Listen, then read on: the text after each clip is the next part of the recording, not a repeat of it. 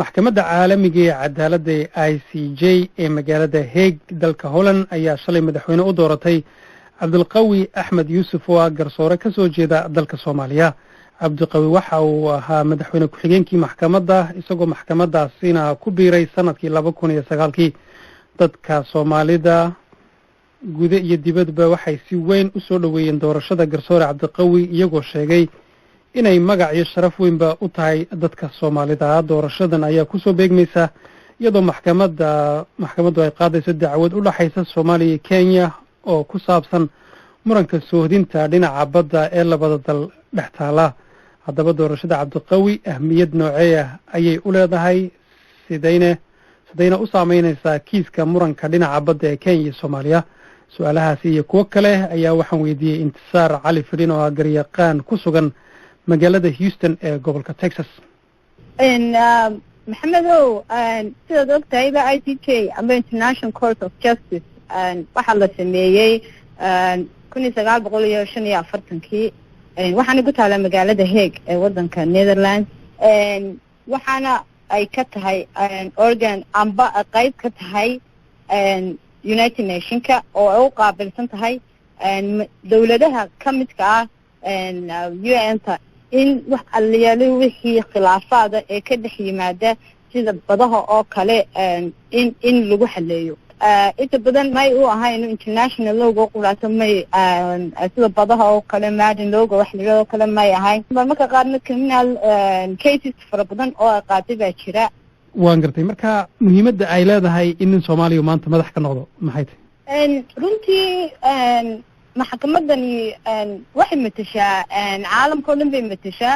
aad bay dadka khaasada dadka Soomaaliyeed ugu tahay muhiim inuu ka noqdo nin Soomaali uu ka noqdo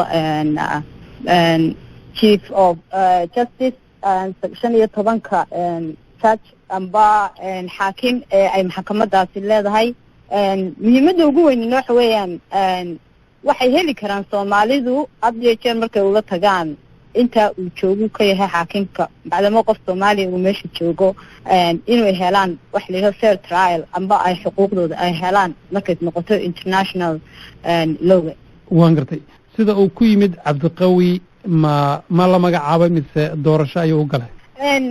waxa dhacda doorasho ayaa la galaa waxaana doorashada qabata General UN General Assembly-ga waxaana uu ordo 15 xaakim oo kamida 15ka memberka ka ah waana laba jeerna way ordaan way tartamaan. waan gartay marka waxaa jira dacwado dhex yaala Soomaaliya iyo Kenya oo ku saabsan arrimaha badda. hadda waxaa maxkamadii qaadi lahayd madax ka qof Soomaaliya. arrintaasi wax raad ama ku yeelanaysaa sida uu go'aan ku soo baxayo? way ku yeelan kartaa kumana yeelan karto bacdamo uu yahay Cabdulqawi Axmed Yuusuf judge kan cusub ee imika loo doortay ICJ uu yahay nin Soomaaliya.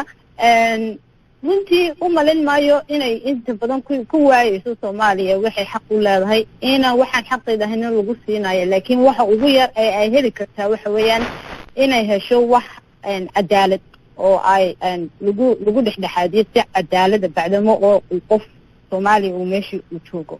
waan gartay Kenya muran ma ka keeni kartaa haddii tusaale ahaan go'aanka ugu dambeeya uu noqdo mid ayna iyadu ku faraxsanayn?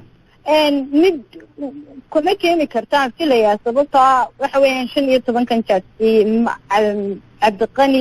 Cabdulqawi keligii ma goosan karo decision-ka markaas waxay u dhaxaysaa 15 judge waxa ay soo saaraan rulinkooda.